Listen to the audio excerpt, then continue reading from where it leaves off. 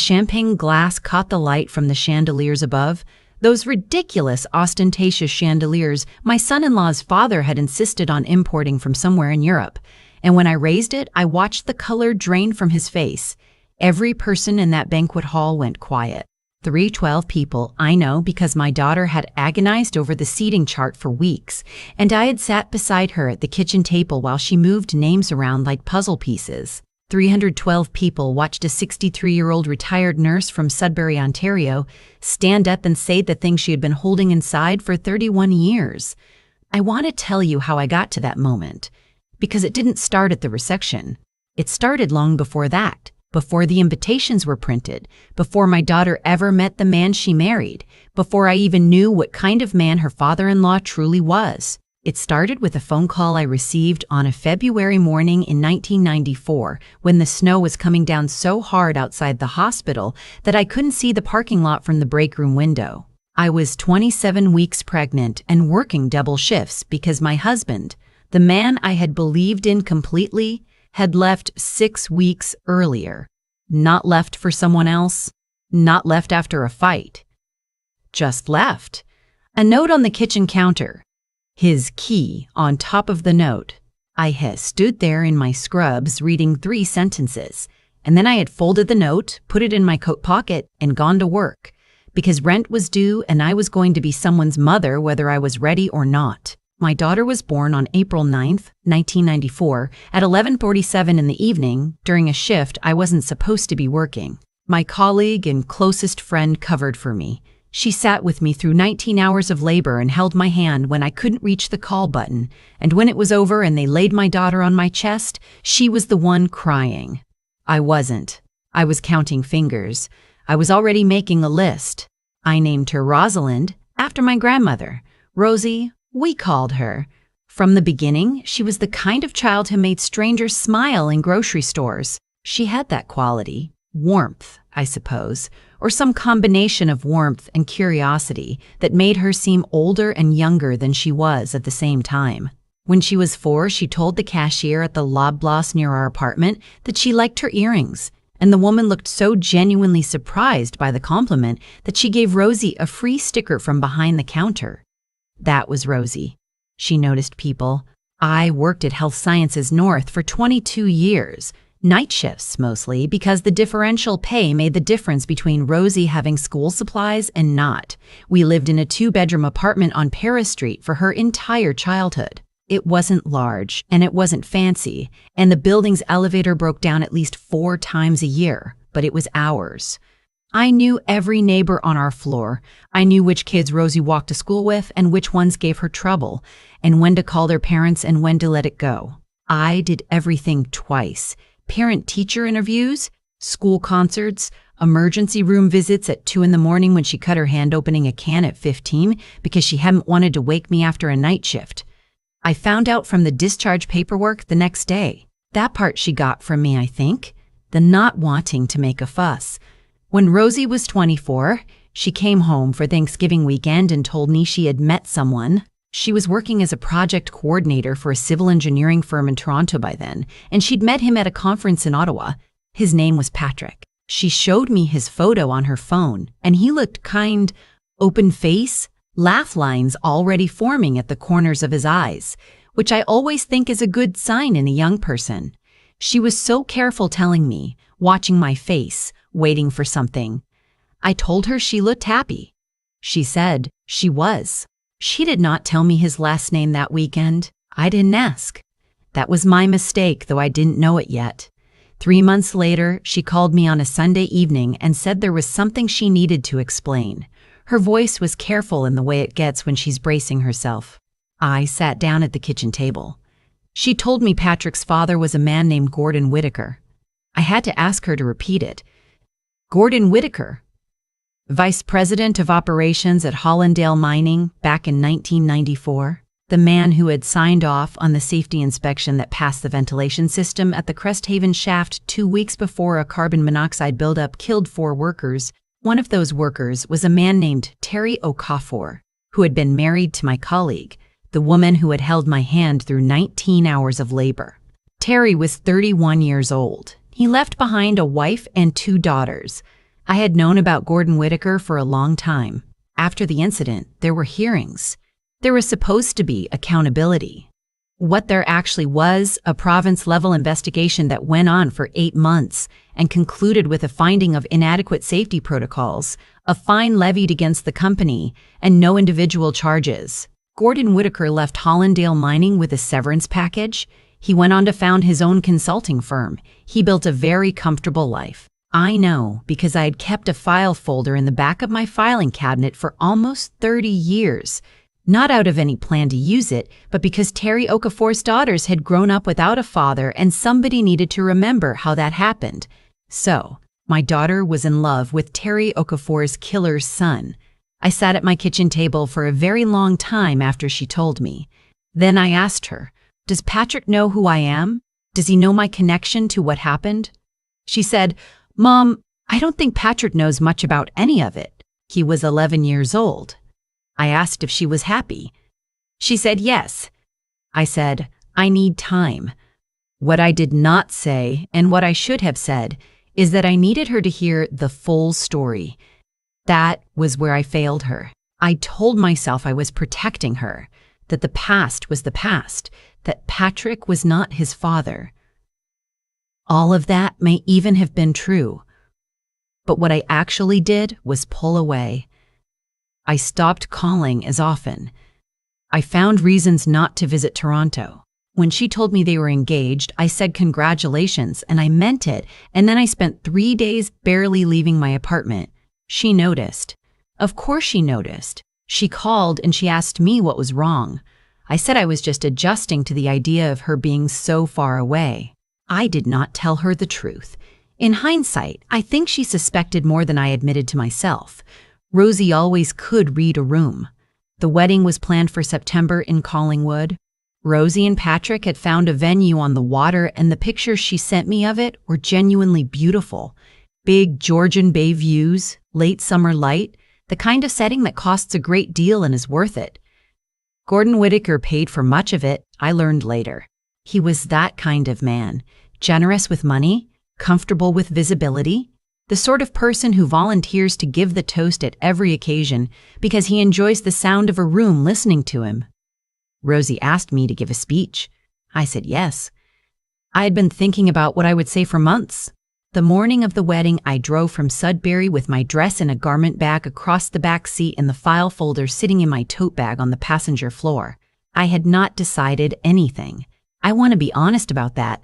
I drove 3.5 hours, not knowing what I was going to do with it. At the venue, I was met by one of the event coordinators and shown to a room off the main foyer where the immediate family was gathering. Patrick's mother was there, pleasant, a little nervous. His younger brother, 2 cousins, and Gordon Whittaker. He was 70 now, heavy through the shoulders, with the particular confidence of a man who has never in his adult life walked into a room and doubted his right to be there. He shook my hand. He said, "So you're Rosie's mother. I've heard so much about you." He said it the way people do when they haven't heard anything in particular.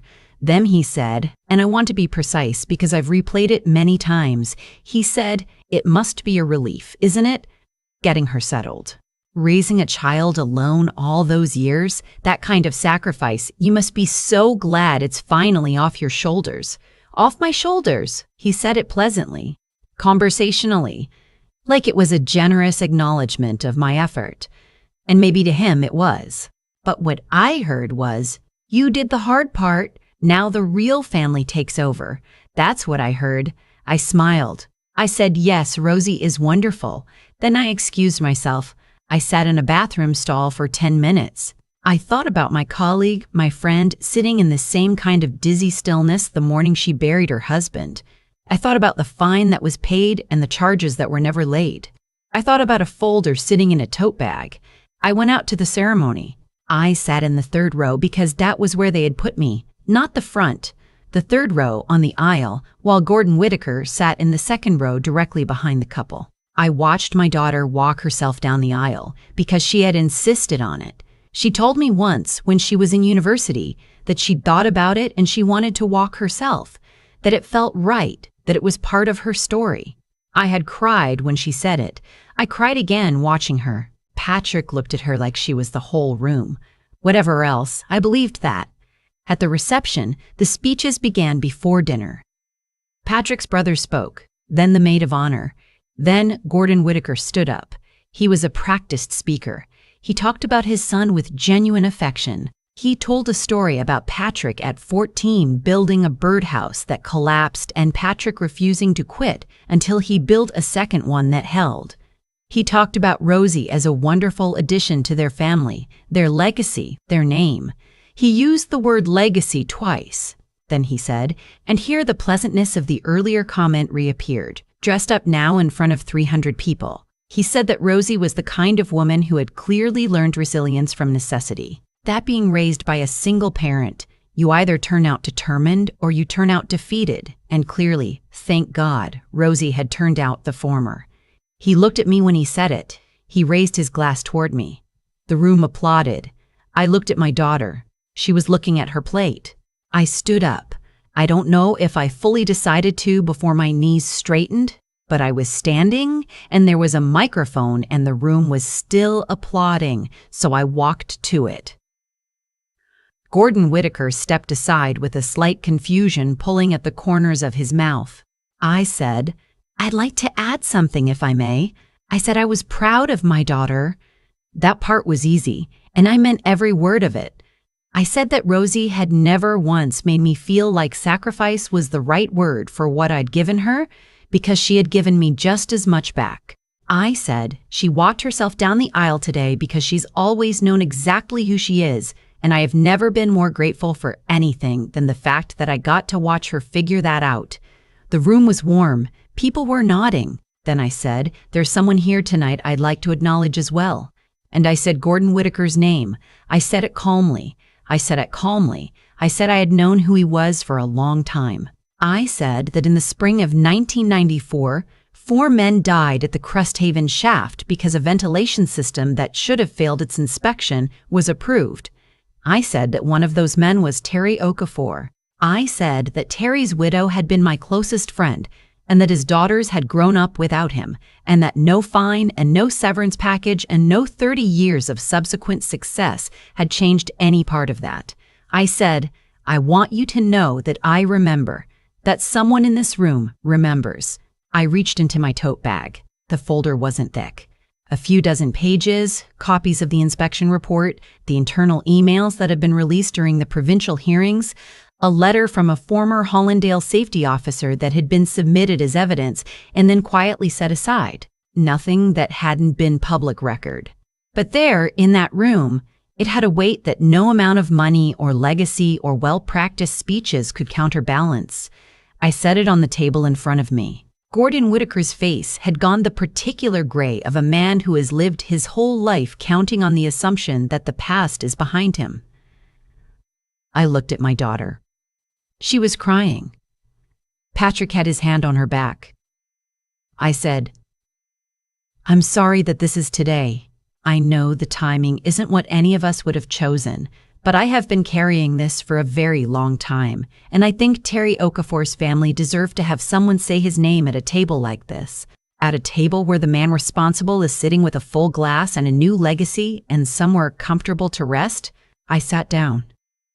The room was completely silent.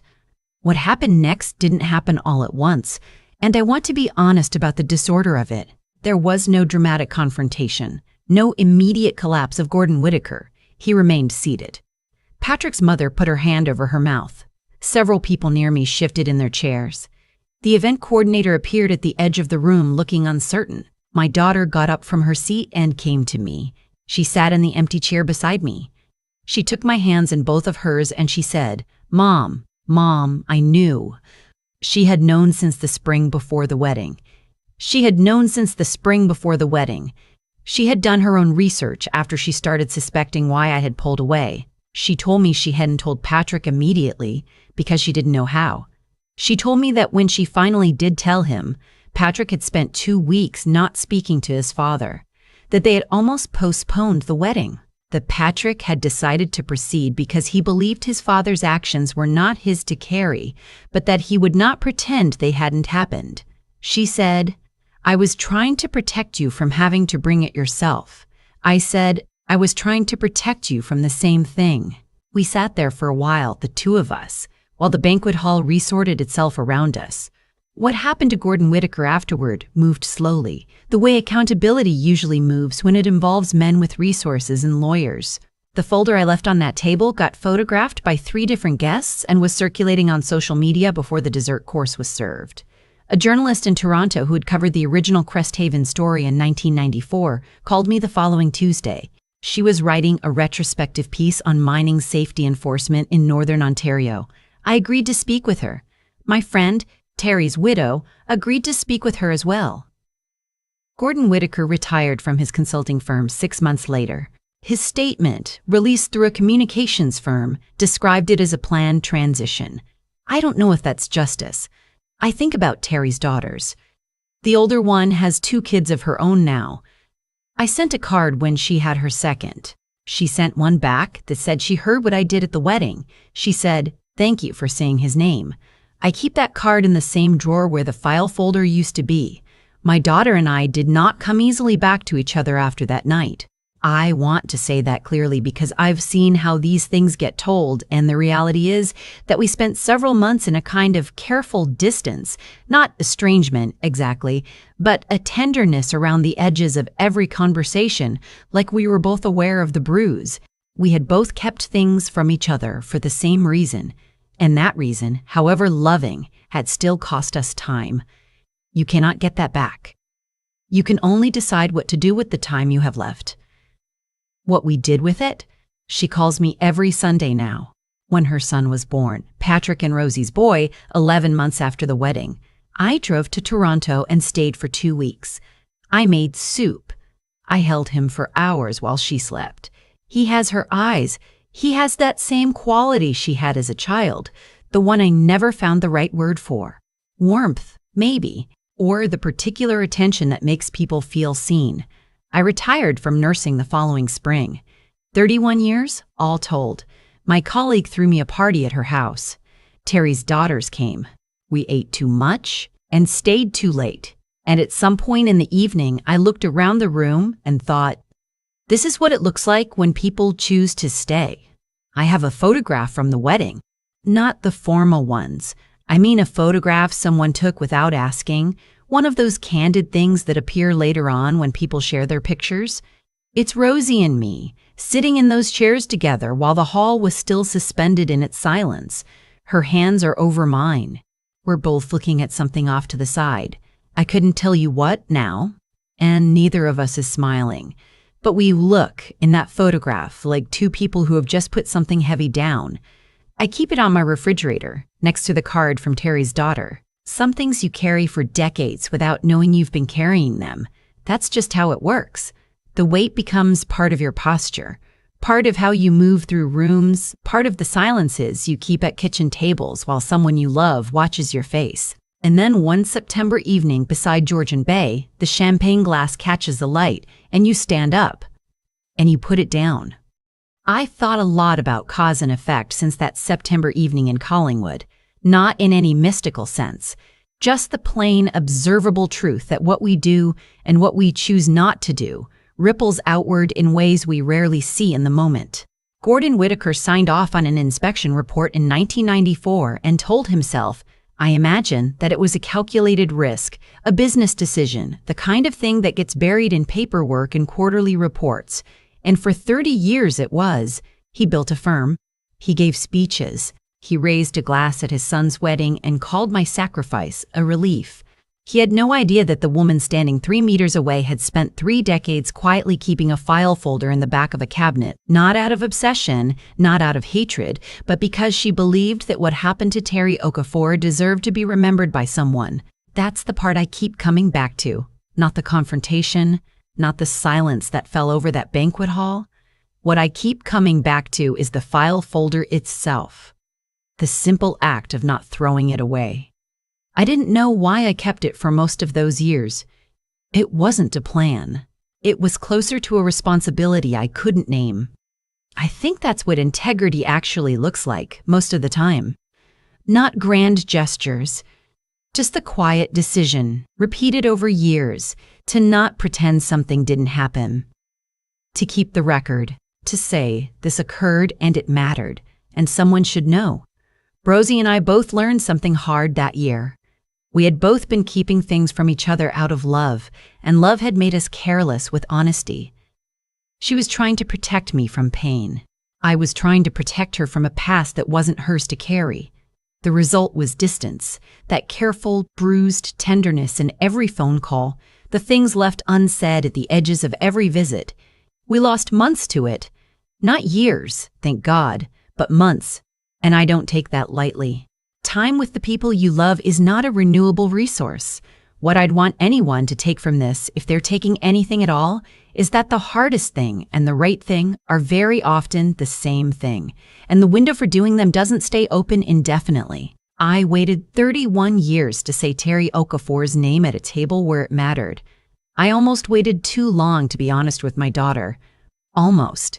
Resilience isn't something you perform. It's something you build slowly, out of double shifts and kept files and the decision to stay present for your child even when you're exhausted down to the marrow. And then one day, if you're lucky, you find out your daughter has been building the same thing beside you in her own quiet way, and you realize the example you set is already living somewhere outside of you. Patrick's son has Rosie's eyes. When I held him that first week in Toronto, I thought about the kind of world he's going to grow up in and the kind of person I want to have been for him. Not a cautionary tale, not a martyr, just someone who kept the record, told the truth when it counted, and then put the folder down. That's enough. That's more than enough.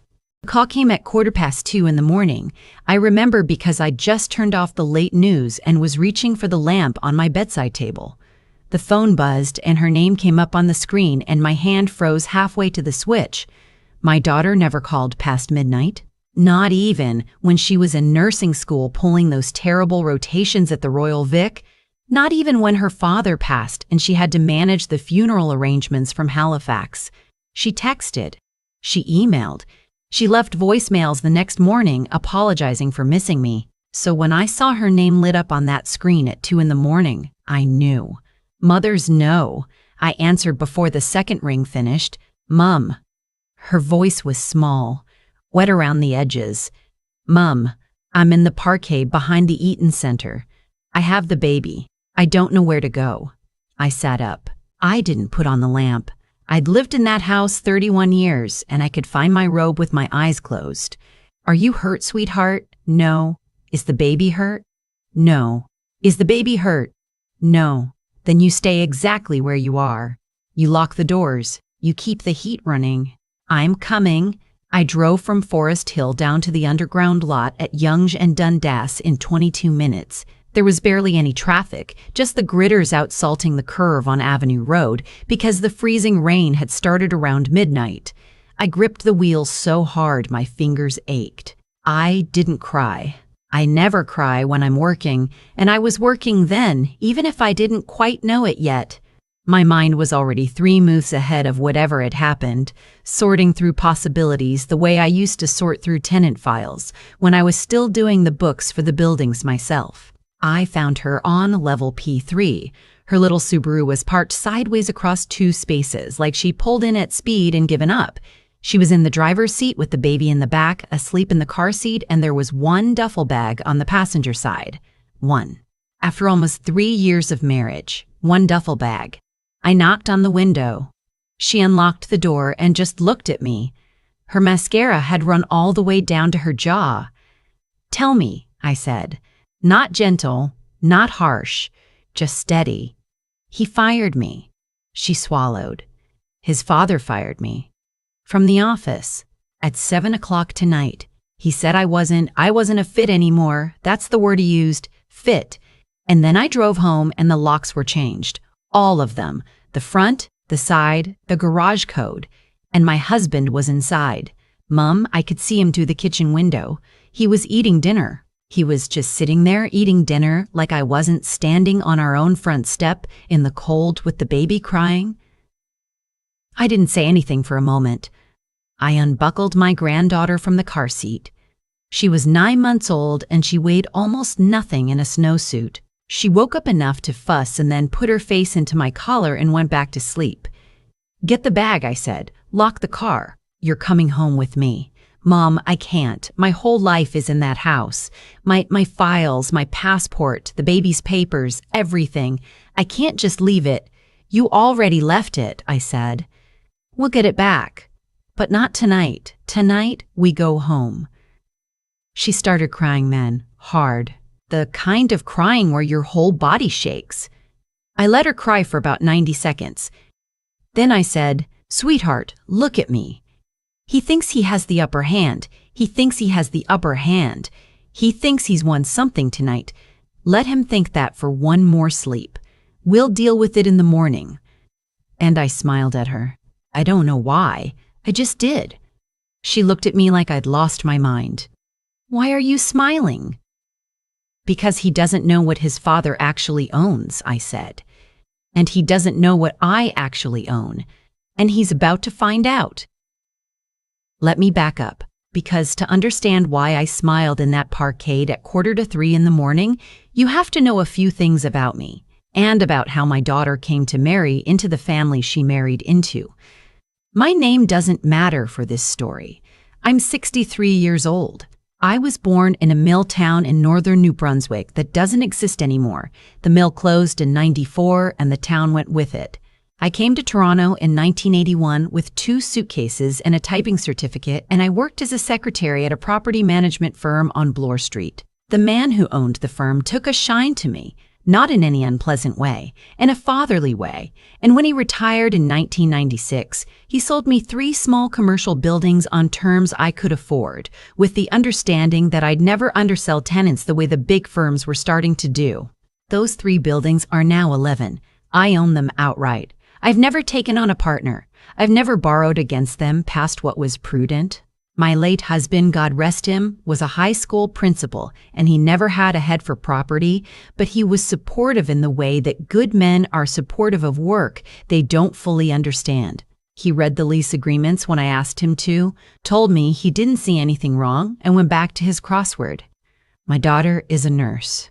She did her training at McMaster and then came back up to Toronto and got hired at a private surgical clinic in Yorkville, one of those places that does cosmetic work and hand surgery and a bit of pain management. 3 locations, owned by a family called, well, let's call them the Hartshorns, because I'm not going to put their real name into the world even now. The father-in-law ran the medical group. Smooth, very smooth. The kind of man who wears French cuffs to a Tuesday lunch and tells everyone at the table what they should order. His son, my son-in-law, was the office manager, or that was the title. What he actually did all day was take long lunches and pretend he understood spreadsheets. She met him at the clinic. He pursued her. 3 months of flowers, 2 months of weekend trips to Prince Edward County, an engagement ring on the boardwalk at the beaches. They were married 14 months after they met in a small ceremony at a country club outside Caledon. I paid for the flowers and the cake. The Hartshorns paid for everything else. I remember thinking of the time that the bride's mother is meant to be the one with the open checkbook, and that something about being outspent at my own daughter's wedding sat wrong with me. But she was happy. So I drank my champagne and danced with the father-in-law and made small talk about commercial real estate, which he claimed not to know anything about. That was the first lie I caught him in. He knew quite a bit about commercial real estate. He had to, because 8 months before that wedding, his medical group had signed leases on 3 commercial properties in Midtown Toronto, and the entity that owned all 3 of those properties was me. He didn't know. That's the thing. I don't put my name on anything if I can help it. The buildings are held through a numbered holding company, which is held through a family trust, which is administered by a lawyer in Ottawa who has been my closest professional friend for 25 years. When the medical group wanted to lease those 3 storefronts, they negotiated through their own real estate agent, who negotiated with my property manager, who reports to a property administrator, who reports to me. The Hartshorns never met me in the leasing process. They never even saw my name. They just signed a 5-year commercial lease with renewal options at a slightly below market rate because that's how I do business, and they thought they were getting a deal from a holding company they assumed was owned by some pension fund. I figured out who they were about a month before the wedding. My property administrator brought me the file because there was a maintenance dispute on one of the units, a leak in the upstairs apartment that the dental clinic next door said was damaging their drywall. I read the tenant name on the file, Hartshorn Medical Group. I asked her to pull the principals. She brought me the registered officers. I looked at those names for a long time. Then I told her to handle the leak through normal channels and not to mention the matter to me again. And I went home and I poured a glass of wine and I thought about my daughter.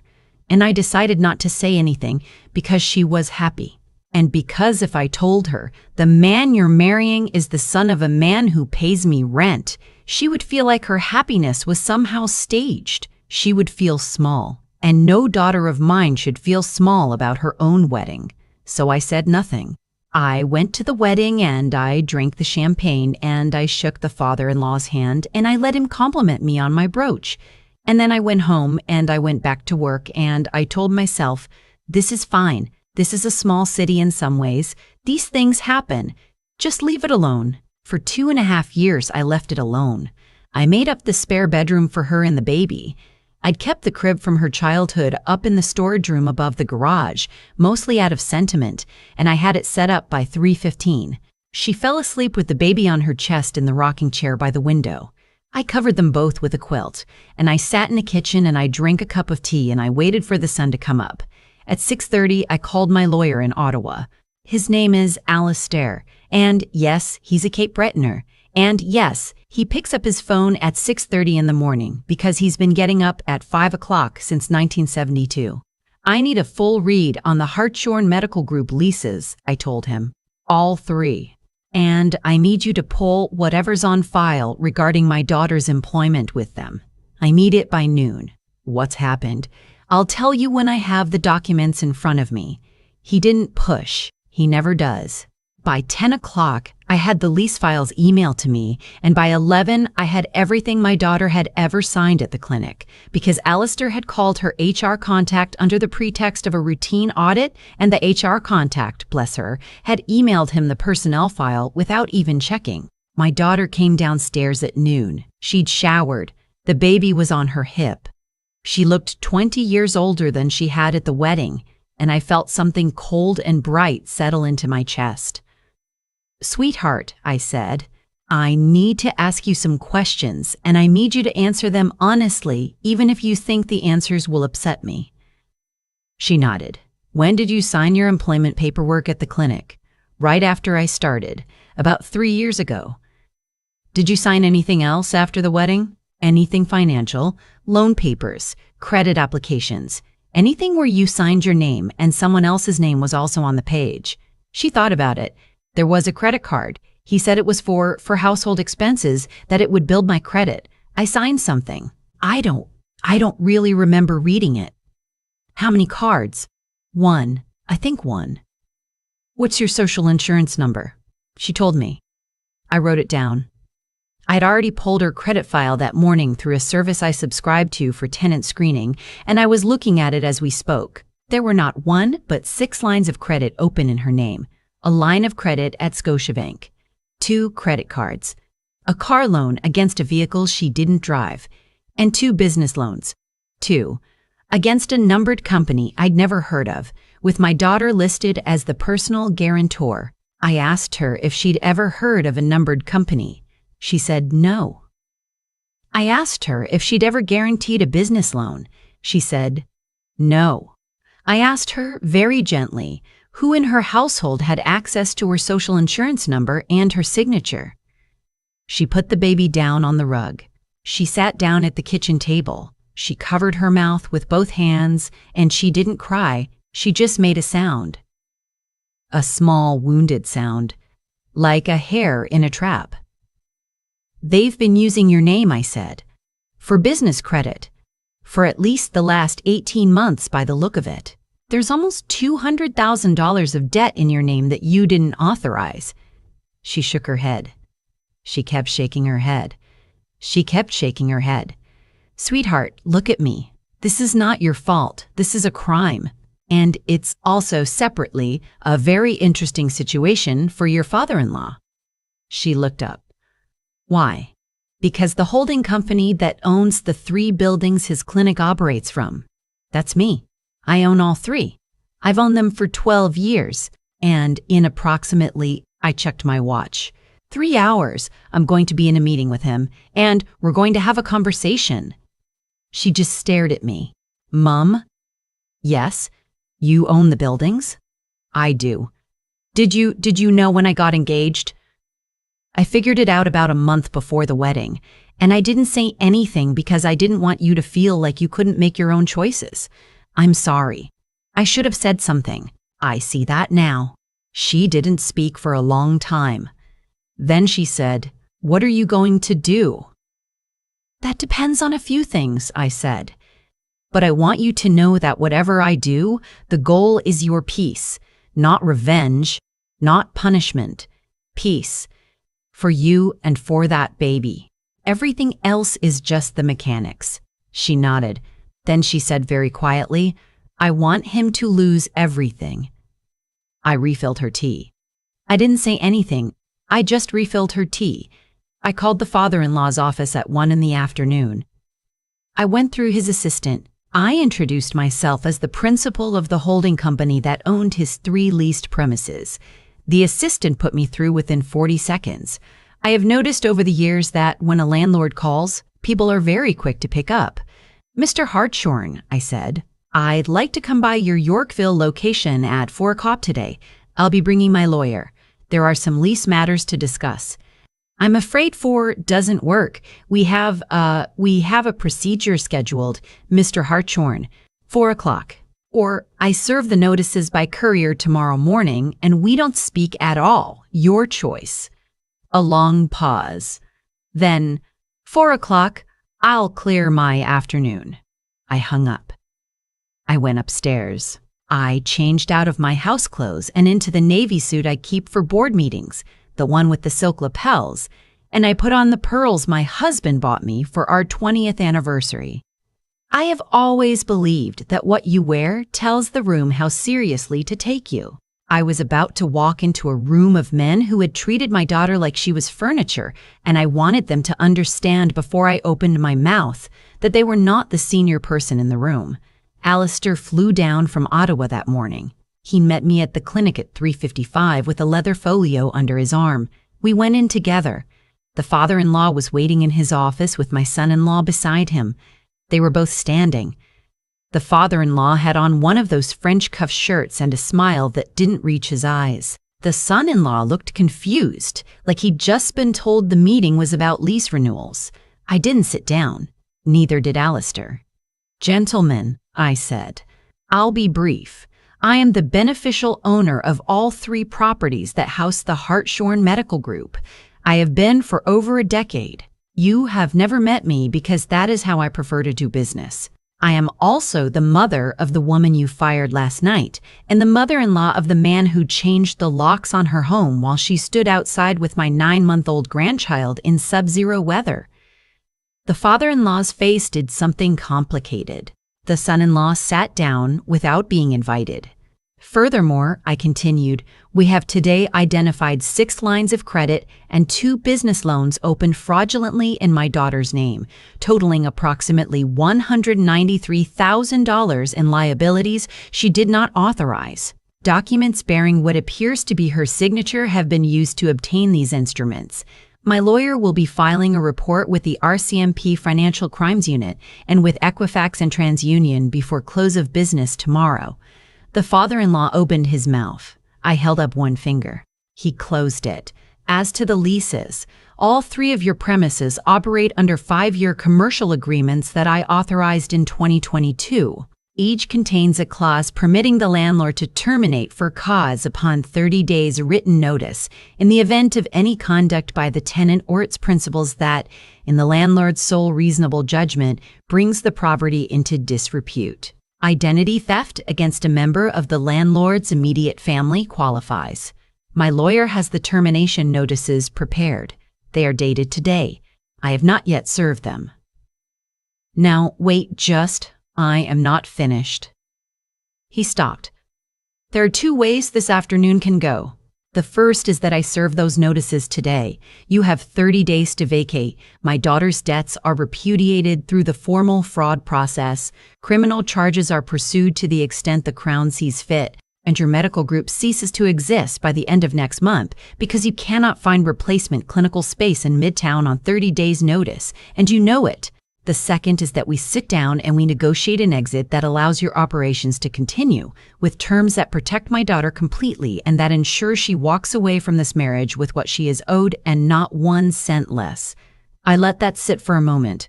I should mention, the marriage is not negotiable. That's over.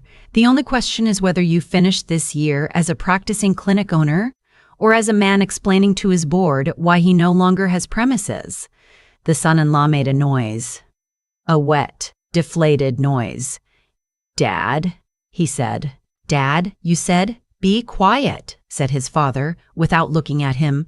Then, to me, "Sit down, please. Let's talk." I sat down. So did Alistair. So, finally, did the father-in-law. We talked for 2 hours and 40 minutes. The terms we landed on were these.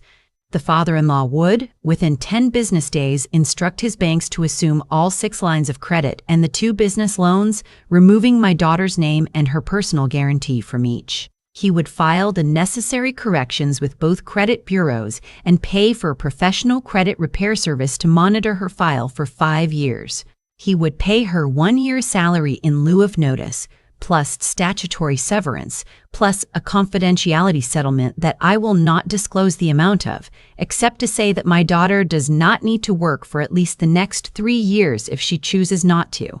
The son-in-law would sign divorce papers within 30 days, uncontested, with my daughter retaining sole custody of the baby and the matrimonial home, which would be transferred into her name free of encumbrance. He would pay child support at the high end of the federal guidelines and an additional spousal support amount for 4 years. His father would personally guarantee these payments. I would not serve the lease termination notices. I would, however, restructure the leases. Where they had previously been below market 5-year terms with 2 renewal options, they would now be at market 1-year terms with no renewal options, terminable by the landlord on 90 days' notice at any time. The Hartshorn Medical Group would be paying roughly 40% more in rent starting the following month, and they would have no security of tenure beyond the next 12 months. They would be tenants at my pleasure. And every year, for as long as they wished to continue operating in those premises, they would be reminded of that. The RCMP report would still be filed because identity theft is a criminal matter, and I do not have the authority to make it go away. Nor do I want to. But the father-in-law would cooperate fully, would provide a signed statement assuming responsibility, and would not contest any restitution order. He would, in essence, throw himself on the mercy of the Crown with his lawyer beside him. He signed. He didn't have a choice, and he knew it.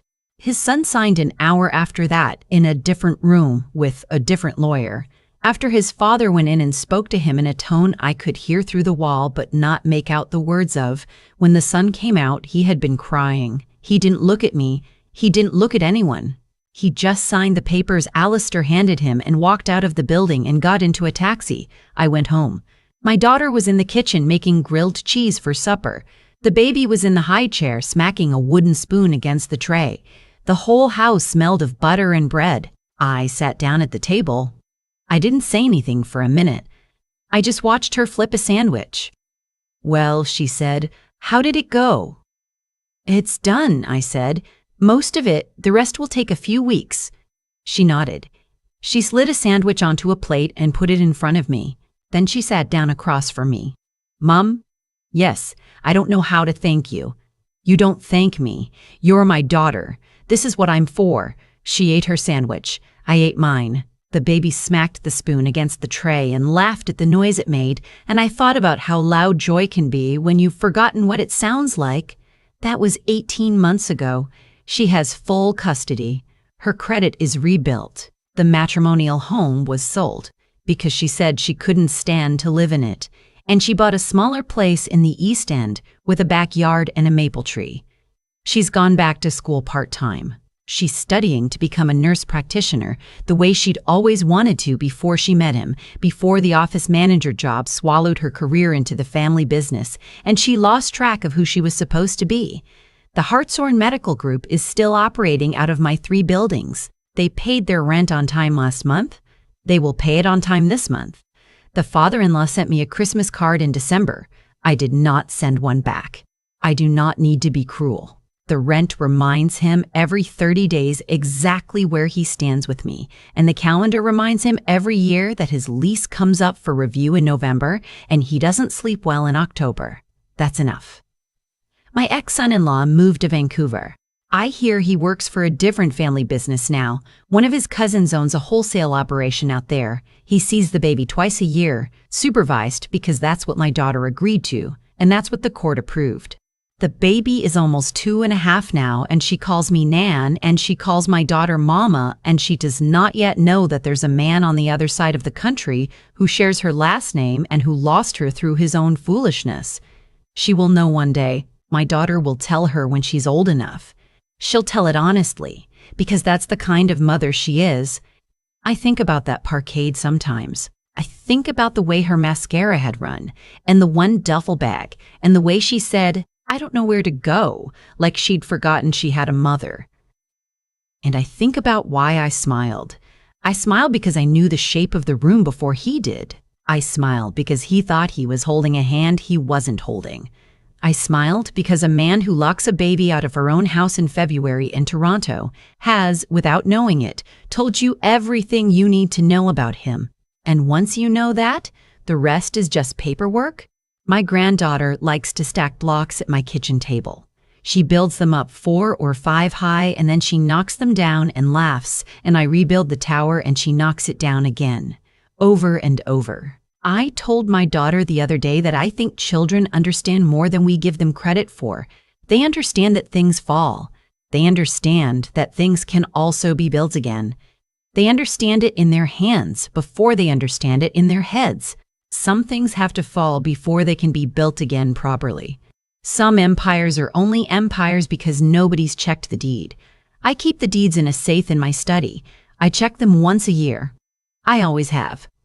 I've thought a great deal about that night in the parkade and about the 18 months that have followed, and I keep coming back to one quiet truth that I want to leave with whoever is listening to this. Nothing in that story happened by chance.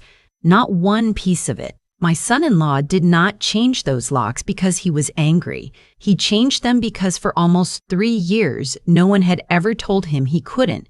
His father did not fire my daughter at 7 in the evening because she had failed at her job. He fired her because he had spent 18 months draining her name for credit, and he needed her out of the office before she found a paper trail. Every cruel thing they did to her grew from a smaller cruelty they had gotten away with the year before. That is how these things work. People do not become capable of locking a 9-month-old out of her own home in February overnight. They build up to it, one unchallenged shortcut at a time. And on my side of it, nothing was luck either. I owned those 3 buildings because I had spent 40 years putting away what I earned, signing only what I read, and trusting one good lawyer in Ottawa to keep my affairs clean. The reason I could walk into that Yorkville office at 4 o'clock and end a man's empire in under 3 hours is that I had done 40 years of small, dull, unglamorous work first. There is no shortcut to that kind of footing. You either build it or you don't have it when you need it. If there is anything I want a younger woman to take from this, it's 3 things and they fit together. Be decent, because decency keeps your record clean and your sleep easy, and a clean record is the foundation everything else stands on. Be sharp, because the world does not reward women who refuse to read the fine print, and a signature you didn't read is a wound waiting to be opened. And be strong enough to wait. That is the one I think we underteach our daughters. I knew about the Hartshorns for almost 3 years before I acted. I did not act because I had no cause yet. The moment I had cause, I had everything else ready, because I had not wasted those 3 years feeling helpless. I had used them. My daughter is in nurse practitioner school now. My granddaughter stacks her blocks at my kitchen table and laughs when they fall. They fall and we build them again. That's the whole thing, really. Build quietly. Watch carefully. When the moment comes, stand up.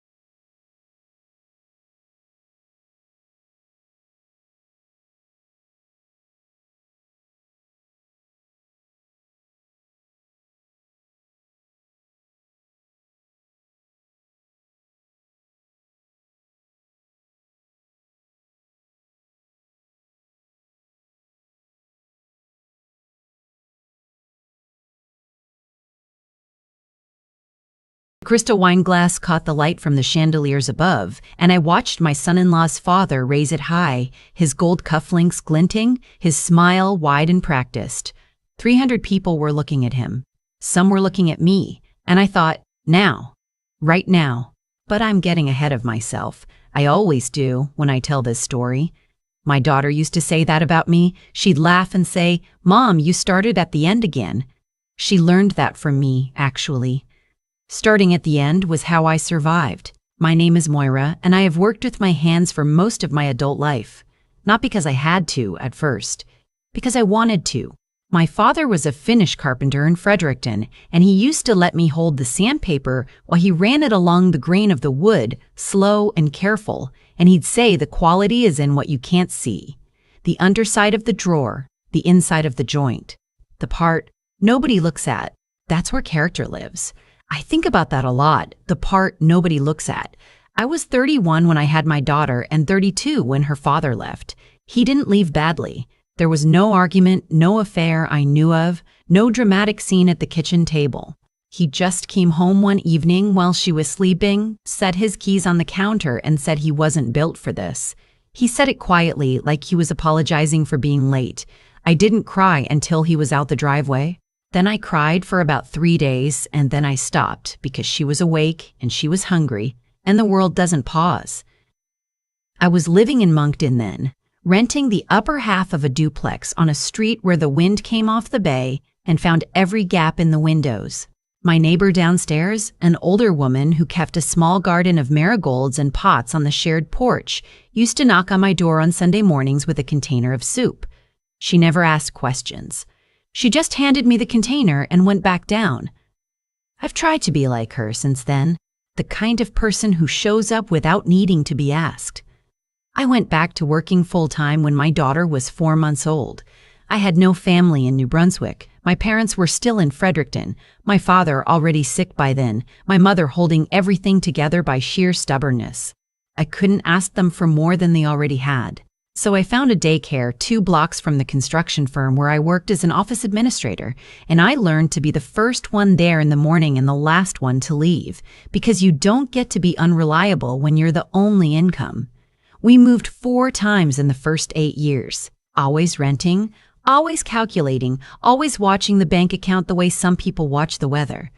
I remember sitting at the kitchen table after my daughter was in bed, spreading bills out under the lamp, moving numbers around in my head like puzzle pieces that didn't quite fit. Hydro, groceries, daycare, boots. She was always growing out of her boots. I bought mine secondhand from the Salvation Army on Main Street, and I didn't mind. They were good boots. Somebody had broken them in for me. My daughter's name is Petra. I gave her that name because I'd read it somewhere, in a novel, I think, or maybe a magazine, and it meant stone, rock, something that holds. I wanted her to have a name that meant she could hold. She did hold. She held better than I did sometimes. She was the kind of child who noticed things. She was the kind of child who noticed things. When I came home tired, and I was always tired, she would meet me at the door and take my bag from my shoulder without being asked. She was 7 years old, doing this. 8, 9. I used to tell her to go watch TV, go play. You don't have to do that. She'd say, I know, Mom, I want to. I believed her because she wasn't a child who said things she didn't mean. We found our rhythm. She took ballet for 2 years and then quit because she said she liked swimming better, and I drove her to the pool at 6 in the morning twice a week through 3 winters without complaint. Because she was good at it, and because the look on her face when she came out of the water, red-cheeked and laughing, her hair flat against her head, was worth every cold, dark drive.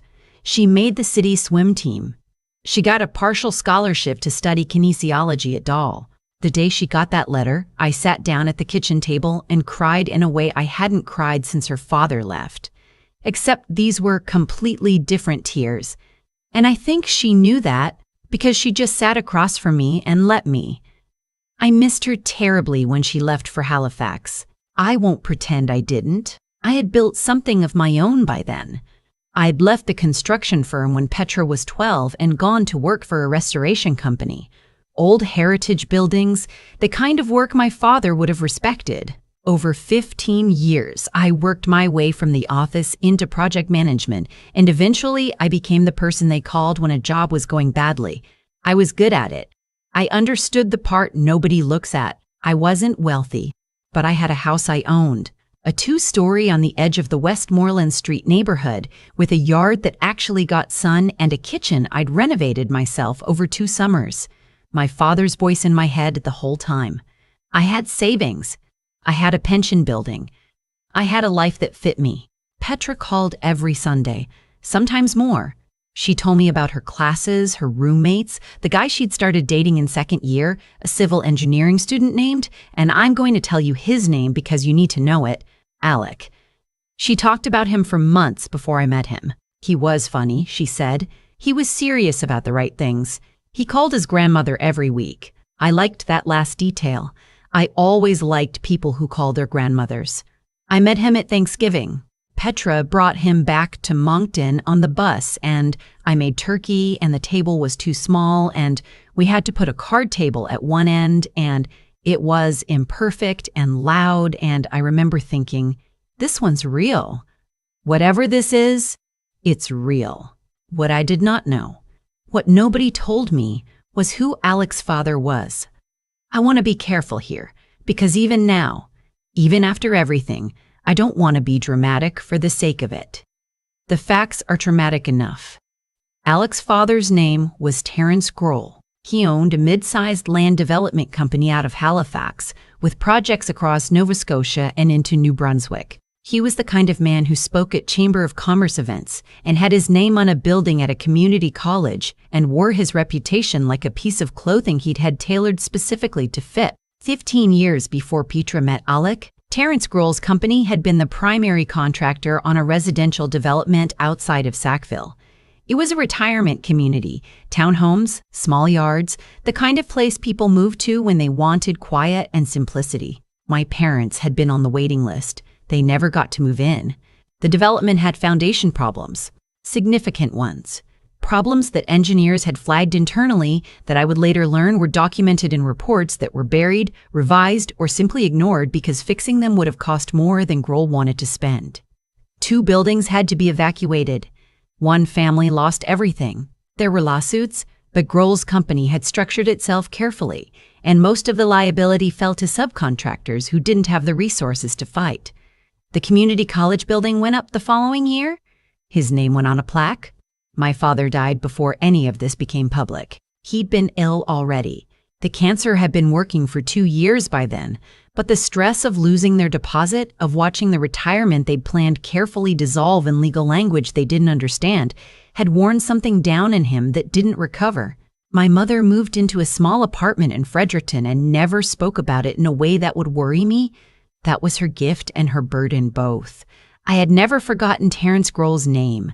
I had never in 15 years imagined that my daughter would fall in love with his son. Here's what you need to understand about Petra, and I say this not to excuse her, but because it is true.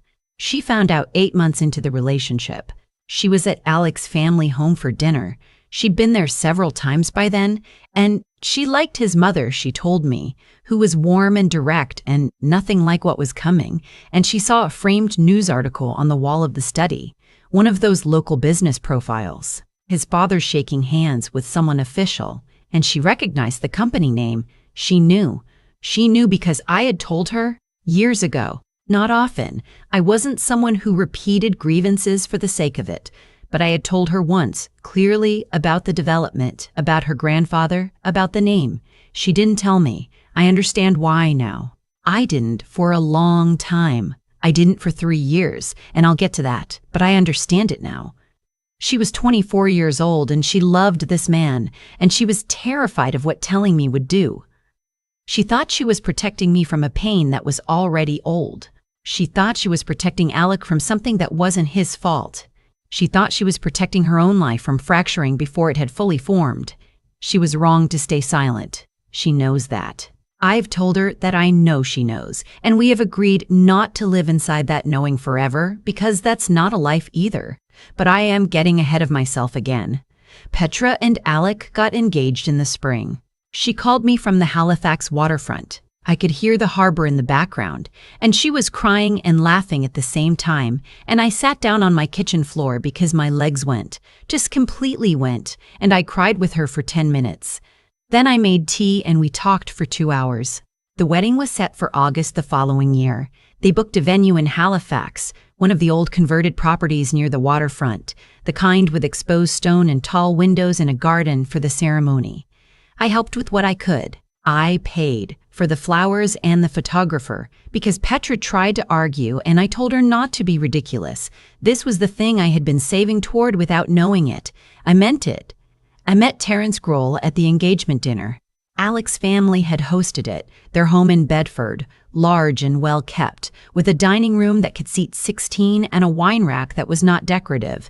His mother was exactly as Petra had described, warm, gracious, the kind of woman who refills your water glass before you realize it's empty. She had clearly worked to make me comfortable, and I appreciated it.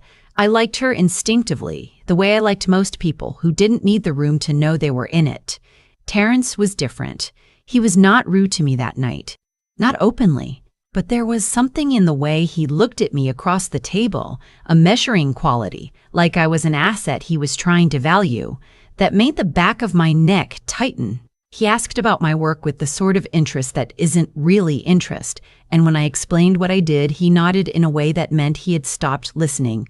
He spoke mostly to his wife, to Alec, occasionally to the couple beside me.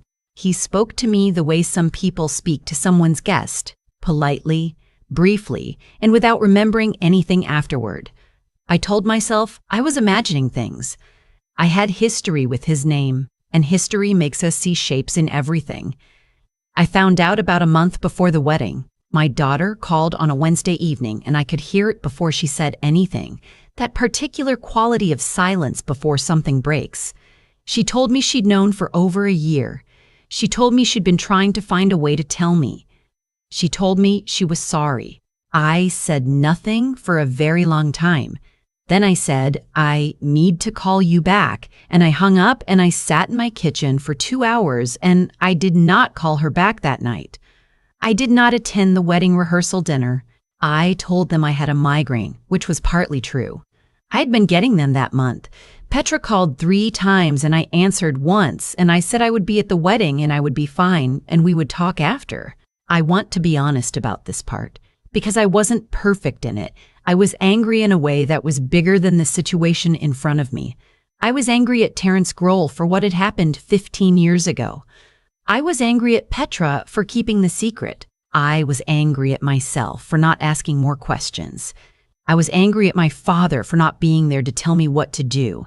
The anger was real, but it had too many rooms in it, and I directed most of it at the only person who had actually reached toward me, and that was wrong. But I'm telling you the truth, not a version of it. And the truth is that I walked into that wedding on a warm Saturday in August with a folder in my handbag and a dress I'd had altered twice, and a face that had learned a long time ago how to hold itself steady. The ceremony was beautiful. Petra wore a gown with a low back and small buttons down the spine, and she carried white peonies. And when she walked down the aisle, she looked exactly like the woman I had been trying to raise since I was 32 years old and terrified. I cried during the vows. I am not made of stone, whatever my daughter's name means. I was seated at the family table, and I am glad to report that Alec's mother had ensured that she'd argued for it, I found out later, when Terence had apparently suggested otherwise. She had told him the mother of the bride sits with family, and that was the end of the conversation. I could have told him then what I'd already decided, but I was not ready. The reception was held in the garden, the light going golden by early evening, the kind of August light that Nova Scotia does better than anywhere I've ever been. The speeches began around 7 o'clock. Alec's best man went first, warm and funny. Petra's friend from university spoke and made everyone cry in the good way. Then Alec's father rose.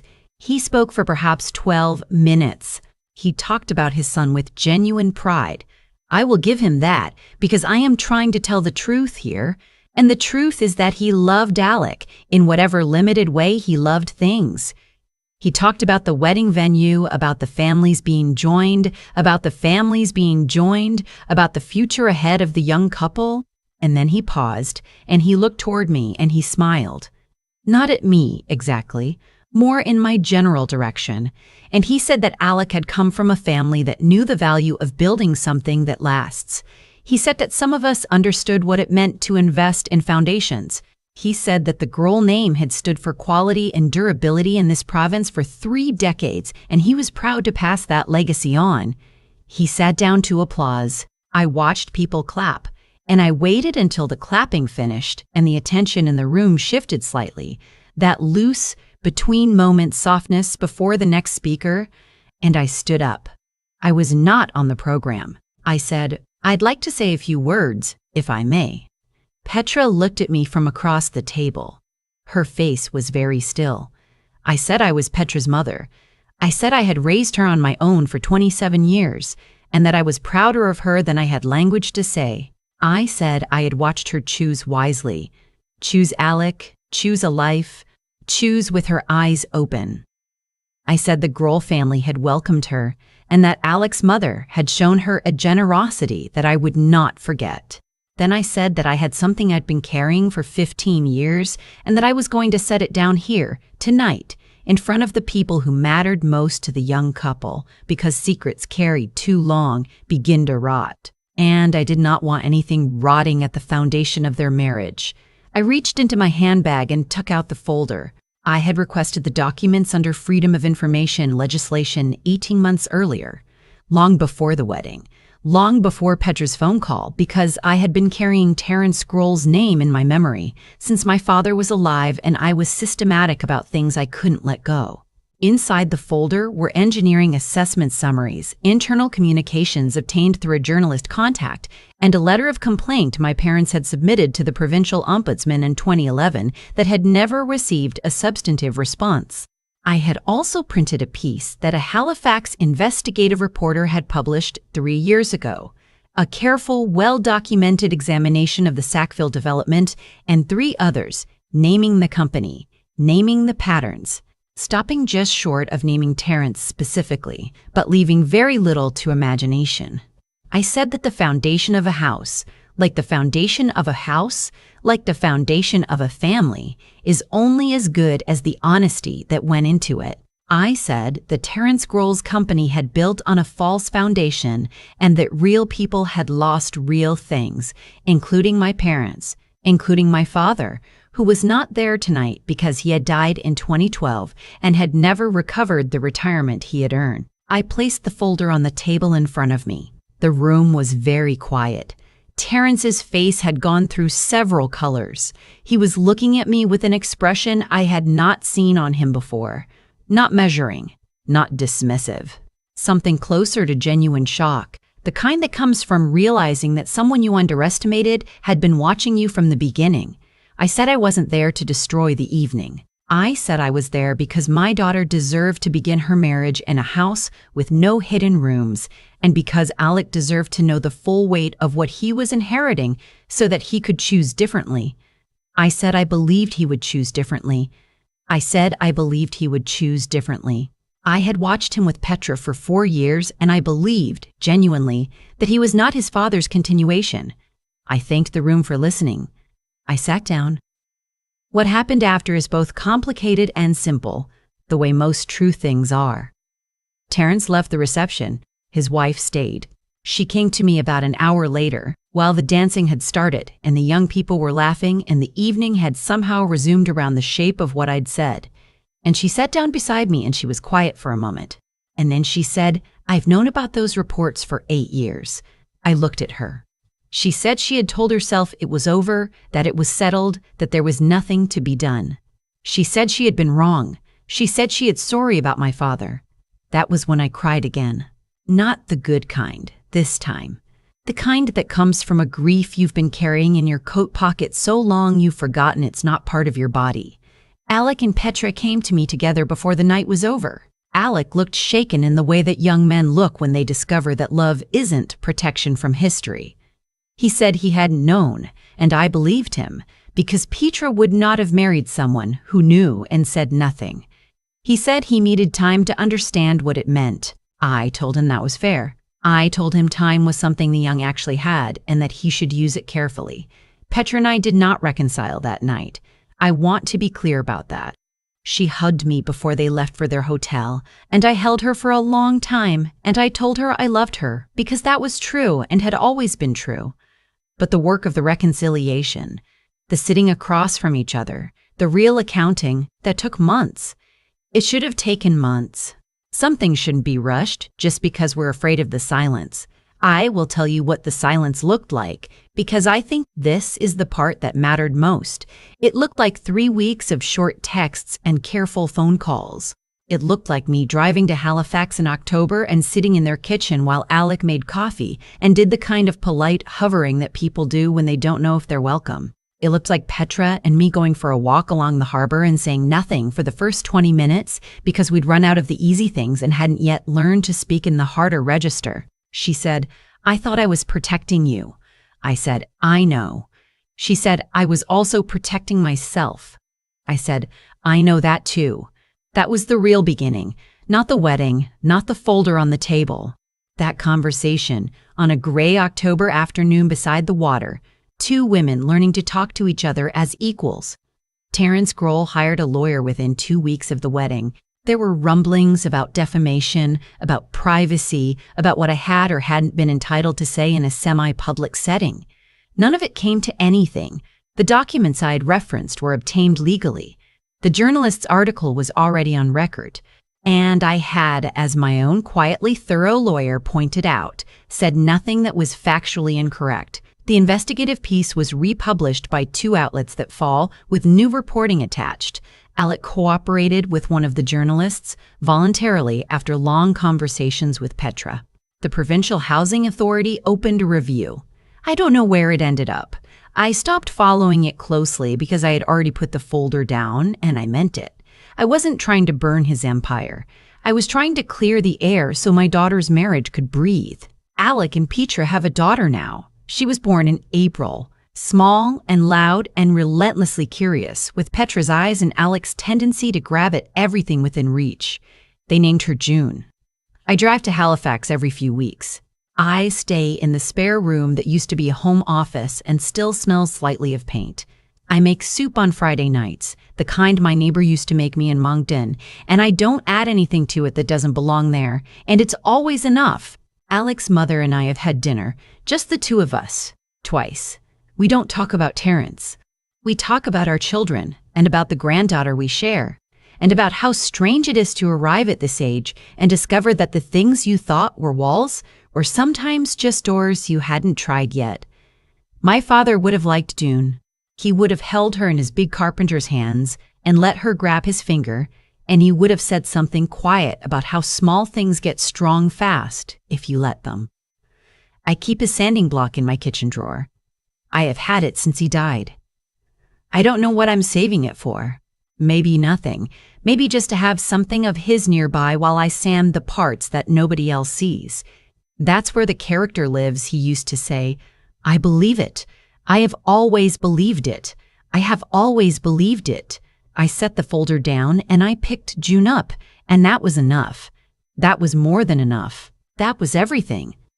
People ask me sometimes if I regret standing up that evening. They ask it carefully, the way people ask things they already have an opinion about. And I always take a moment before I answer, because the honest answer isn't simple. I don't regret it. But I want to be clear about why, because the reason matters more than the act itself. I didn't stand up at that reception to humiliate Terrence.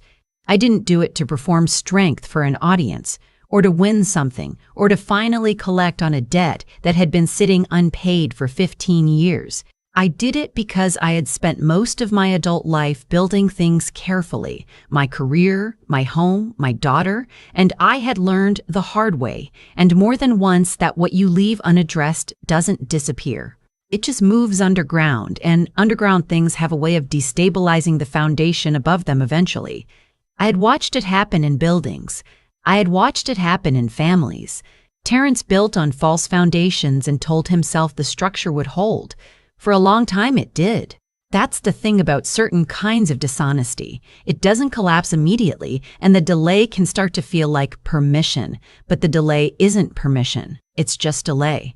What isn't honest doesn't become honest with age. It becomes more expensive to fix. I think about my father a lot still. He was a careful man, skilled and quiet, and he had done everything right.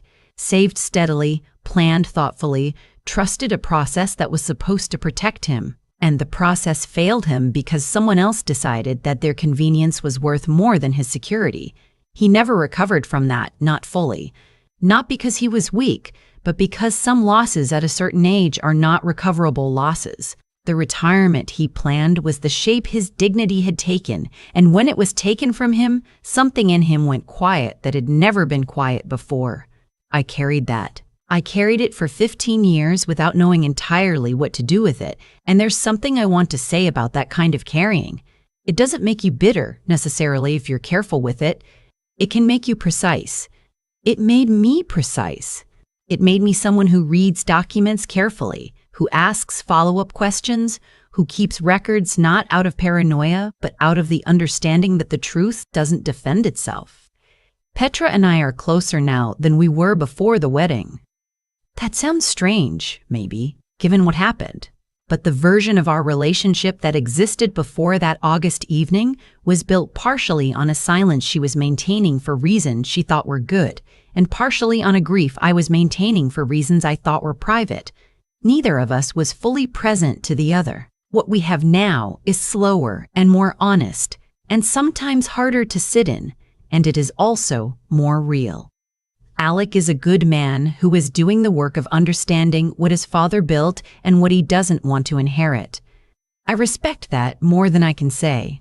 It is not easy to look clearly at someone you love and see the damage alongside the love. Most people choose not to look. He looked. What I know, having lived long enough to see a few things through, is that character isn't what you do when everything is easy. It's what you build slowly, in the parts that nobody sees, over years of choosing carefully, when choosing carefully cost you something. My father knew that. I have tried to know it. I am trying to teach it without teaching it to June, who grabs at everything within reach and has not yet learned to be afraid of the world, and I hope she never fully does. I set the folder down. That part is finished. What comes next is the part I'm still building, one honest day at a time.